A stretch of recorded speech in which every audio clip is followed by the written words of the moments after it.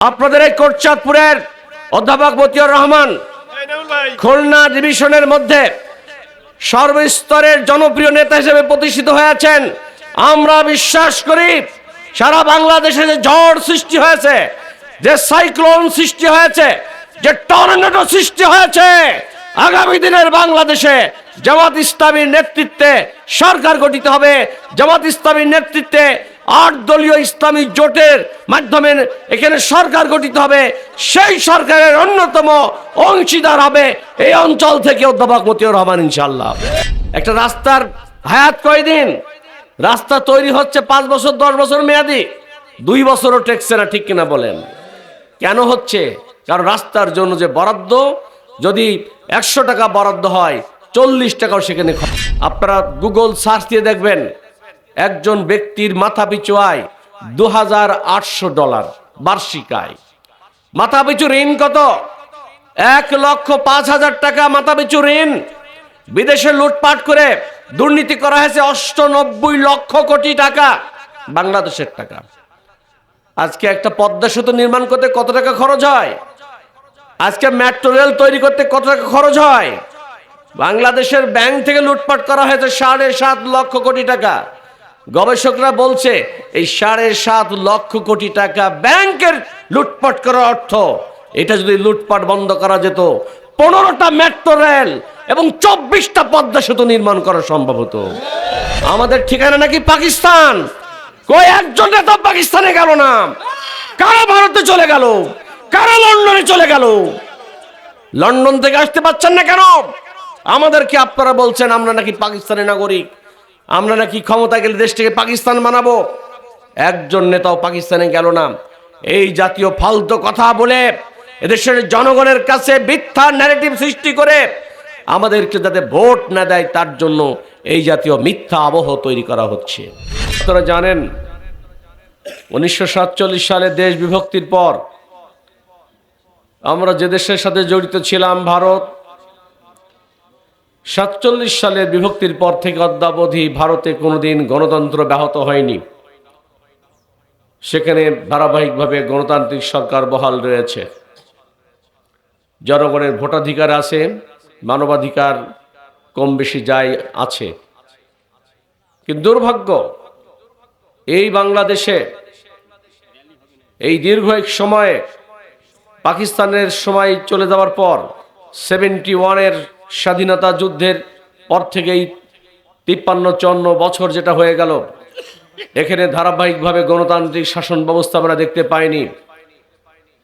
জনগণের ভাতের অধিকার, ভোটের অধিকার, গণতান্ত্রিক অধিকার, জনগণের বিচারের অধিকার, মৌলিক মানবাধিকার বারবার এখানে ভুলুণ্ঠিত হয়েছে।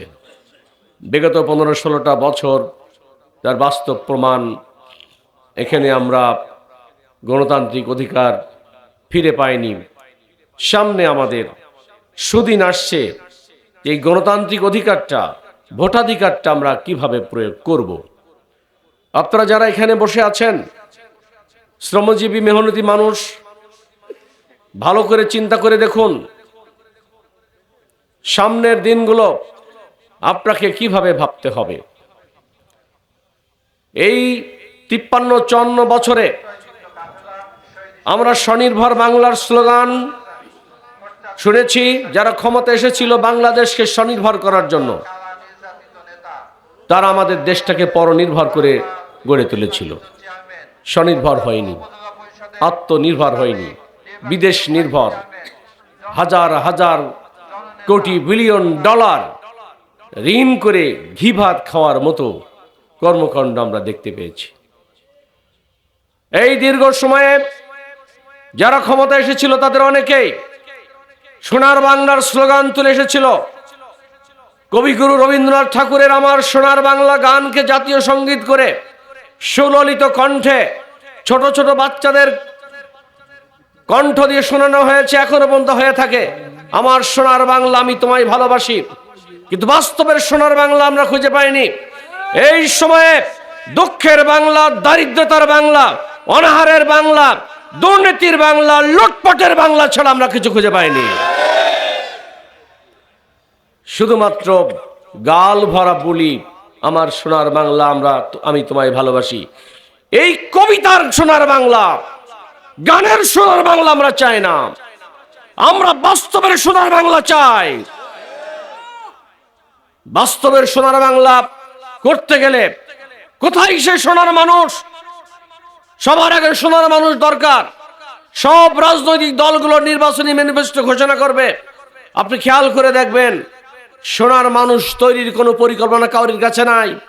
সবাই বলে রাস্তাঘাট করব, ব্রিজ করব, কালভার্ট করব, হাই রাইজ বিল্ডিং হবে, মিল কলকারখানা হবে, এসবগুলো হবে। কারণ এগুলো করতে গেলে 50 টাকা বরাদ্দ হলে সেখানে 40 টাকা লুটপাট করা যায়, তার জন্য পরিকল্পনা তার গ্রহণ করে থাকে। ভবিষ্যতের এই বাংলাদেশকে আমরা লুটপাটের বাংলাদেশ আমরা দেখতে চাই না, কোন লুটপাট আমরা করতে দেব না। আজকে বাংলাদেশে আপনারা ভালো করে ভাবেন, প্রায় 1.5 কোটি লোক যারা আপনারা দেশে শ্রম দিচ্ছেন, 1.5 কোটি লোক বিদেশে শ্রম দিয়ে থাকে। কেউ রোড ঝাড়ু দেয়, কেউ টয়লেট পরিষ্কার করে, কেউ কেউ হোটেল রেস্তোরাঁ থালা বাসন মাজে। কত নিম্নমানের কাজ করে তারা তাদের সংসার নির্বাহ করছে, বিদেশি রেমিটেন্স তারা তৈরি করছে। আপনারা কেউ ভ্যান চালাচ্ছেন, কেউ কেউ নসিমন করিমন চালাচ্ছেন, মাঠের কঠিন পরিশ্রম আপনারা করছেন। বলুন তো দেখি, 54 বছর পর আপনার দারিদ্র সীমা কত? আপনি কোথায় দাঁড়িয়ে এসেছেন? আপনার ছেলের ভবিষ্যৎটা কি, আপনার মেয়ের ভবিষ্যৎটা কি আপনি জানেন না। কিন্তু যারা এই 54 বছর দেশ শাসন করেছে, যারা একবার ক্ষমতায় গিয়েছে, দেশের পরিবর্তে তাদের ভাগ্যের পরিবর্তন হয়েছে, তাদের পরিবারের ভাগ্যের পরিবর্তন হয়েছে, আত্মীয় স্বজনের ভাগ্যের পরিবর্তন হয়েছে। কিন্তু আপনাদের ভোট নিয়ে, ভোটের সময় 500 টাকা 1000 টাকা দিয়ে ভোট কিনে তারা ক্ষমতায় গিয়েছে, এছাড়া কিছুই হয় নাই। আজকে সাস্টেইনেবল ডেভেলপমেন্ট গোল, এসডিজি অর্জনের কথা বলা হচ্ছে। সাস্টেইন কি হচ্ছে? একটা রাস্তা গ্রামে গঞ্জে দেখেন রাস্তা কি হচ্ছে। একটা রাস্তার হায়াত কয়দিন? রাস্তা তৈরি হচ্ছে 5 বছর 10 বছর মেয়াদি, 2 বছরও টেকছে না, ঠিক কিনা বলেন? কেন হচ্ছে? কারণ রাস্তার জন্য যে বরাদ্দ, যদি 100 টাকা বরাদ্দ হয়, 40 টাকাও সেখানে খরচ করা হয় না। এইভাবে লুটপাট করে দেশটাকে একেবারে খেবলে খুবলে ধ্বংসের দ্বার প্রান্তে নিয়ে দাঁড় করে দেওয়া হয়েছে। মাথাপিছু আয় কতটুকু? আপনারা গুগল সার্চ দিয়ে দেখবেন, একজন ব্যক্তির মাথাপিছু আয় $2800 বার্ষিক আয়। মাথাপিছু ঋণ কত? 1,05,000 টাকা মাথাপিছু ঋণ। বিদেশে লুটপাট করে দুর্নীতি করা হয়েছে 98 লক্ষ কোটি টাকা, বাংলাদেশের টাকা। আজকে একটা পদ্মা সেতু নির্মাণ করতে কত টাকা খরচ হয়? আজকে মেট্রো রেল তৈরি করতে কত টাকা খরচ হয়? বাংলাদেশের ব্যাংক থেকে লুটপাট করা হয়েছে 7.5 লক্ষ কোটি টাকা। গবেষকরা বলছে এই 7.5 লক্ষ কোটি টাকা ব্যাংকের লুটপাট করার অর্থ, এটা যদি লুটপাট বন্ধ করা যেত, 15টা মেট্রো রেল এবং 24টা পদ্মা সেতু নির্মাণ করা সম্ভব হতো। বিদেশ থেকে 1 টাকাও ঋণ করা লাগতো না। বাংলাদেশটা বিদেশ নির্ভর হয়ে দাঁড়ালো, বিদেশের কলোনি রাজ্য পরিণত হয়ে গেল। আজকে Europe, America, London, Bharat, Russia, JICA, China, world bank, এমনি ভাবে বিশ্ব ব্যাংক, সব জায়গায় IMF, এদের কাছ থেকে ঋণ আর ঋণ করে আজকে দেশটাকে ধ্বংসের দ্বার প্রান্তে নিয়ে দাঁড় করে দেওয়া হয়েছে। প্রিয় ভাইরা আমার, এই অবস্থার অবসান যদি আপনাকে পেতে হয়, তাহলে গান দিয়ে হবে না, কবিতা দিয়ে হবে না, স্লোগান দিয়ে হবে না। আপনাকে ভাবতে হবে আজকে সৎ নেতৃত্ব কোথায় আছে, সোনার মানুষ কোথায় আছে, সেটা আপনি খুঁজে বের করুন। আমরা চ্যালেঞ্জ করছি, আমরা দায়িত্ব নিতে চাচ্ছি। আমরা দায়িত্ব নিতে চাচ্ছি এই কারণে যে আমরা পরীক্ষায় উত্তীর্ণ এভাবে হয়েছি। আমরা 7 সাগর 13 নদী পার হয়ে আজকে আমরা বাংলাদেশে বসবাস করি। আমাদের উপরে যে জুলুম চালানো হয়েছে, এত জুলুম বাংলাদেশের ইতিহাসে আর কাউরে চালানো হয় নাই। আমাদের হত্যা করা হয়েছে, আমাদের লোকদের রক্ত দিয়ে নদীর পানিকে লাল করে দেওয়া হয়েছে। আমরা ফাঁসি কাস্টে ঝুলেছি, দেশ থেকে পালিয়ে কোথাও চলে যাইনি। আমরা, আমাদের ঠিকানা নাকি পাকিস্তান। কই একজন নেতা পাকিস্তানে গেল না, কারা ভারতে চলে গেল, কারা লন্ডনে চলে গেল? লন্ডন থেকে আসতে পারছেন না কেন? আমাদেরকে আপনারা বলছেন আমরা নাকি পাকিস্তানের নাগরিক, আমরা নাকি ক্ষমতা গেলে দেশটাকে পাকিস্তান বানাবো। একজন নেতাও পাকিস্তানে গেল না। এই জাতীয় ফালতু কথা বলে এদেশের জনগণের কাছে মিথ্যা ন্যারেটিভ সৃষ্টি করে আমাদেরকে যাতে ভোট না দেয় তার জন্য এই জাতীয় মিথ্যা আবহ তৈরি করা হচ্ছে। প্রিয় ভাইরা আমার, আরেকটি কথা আপনাদের বলতে চাই। ইদারিং জাতীয় পর্যায়ে বড় বড় নেতারা মিথ্যা কথা আরেকটা বলছেন, আমরা নাকি বেহেশত বিক্রি করছি আপনাদের কাছে। একজন নেতা আপনাদের বলেছে নাকি জামাত ইসলামী দাঁড়িপাল্লায় ভোট দিলে বেহেশতে চলে যাবেন? বলেছে নাকি?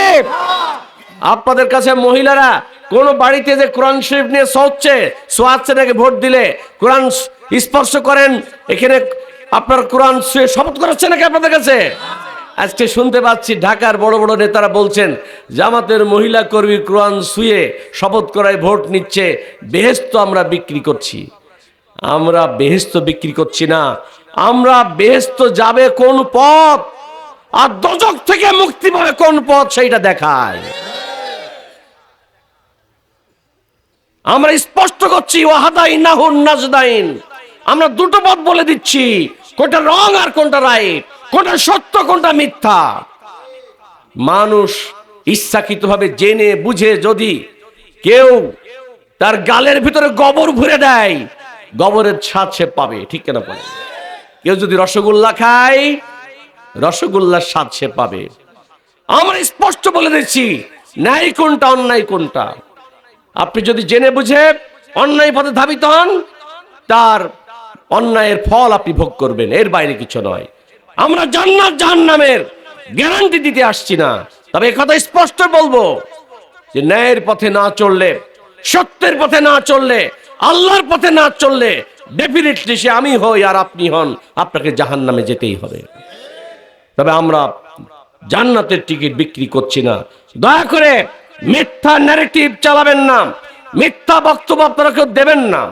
প্রিয় ভাইরা আমার, আপনাদের কাছে সর্বশেষ আমার বক্তব্য, এই বাংলাদেশে আমরা যে সৎ নেতৃত্ব প্রতিষ্ঠা করতে চাচ্ছি তার প্রমাণ আমরা খেলাফায়ে রাশেদিনের যে সিস্টেম, খেলাফত আল হাজা আল মিনহাজুন নবুয়াত, তার যে সিস্টেম, মদিনা রাষ্ট্রের যে সিস্টেম, মুহাম্মদুর রাসূলুল্লাহ সাল্লাল্লাহু আলাইহি ওয়াসাল্লাম একদিকে মসজিদে নববীর তিনি ছিলেন ইমাম এবং রাষ্ট্রের ইমাম, ঠিক কিনা বলেন?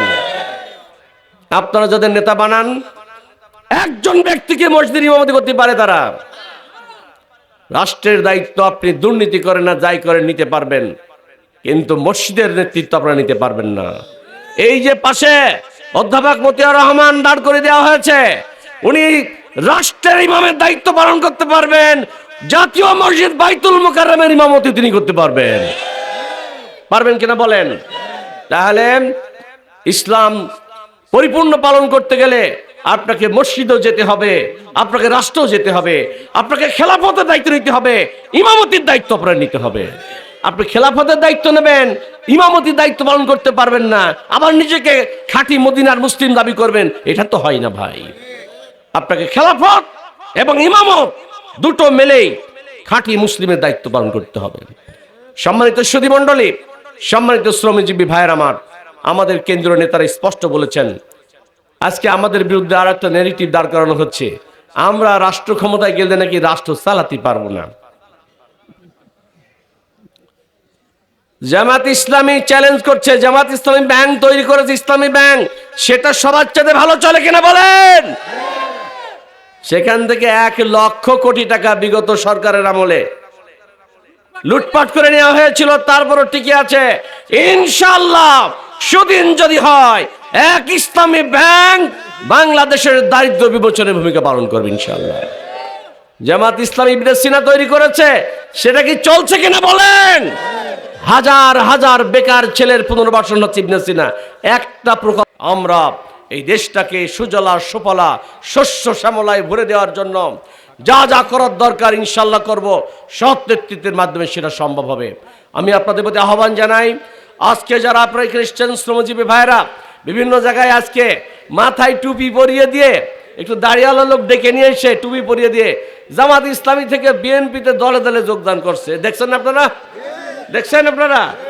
এগুলো করছে কি মন ভাঙানোর জন্য, যে জামাত ইসলামীতে লোকজন আর থাকছে না, সব ওইদিকে চলে যাচ্ছে। দয়া করে এই মিথ্যা ন্যারেটিভের কাজটা আপনারা করবেন না। আমরা মিথ্যার বেশাতি চাই না। আপনাদের এই কোটচাঁদপুরের অধ্যাপক মতিউর রহমান খুলনা ডিভিশনের মধ্যে সর্বস্তরের জনপ্রিয় নেতা হিসেবে প্রতিষ্ঠিত হয়েছেন।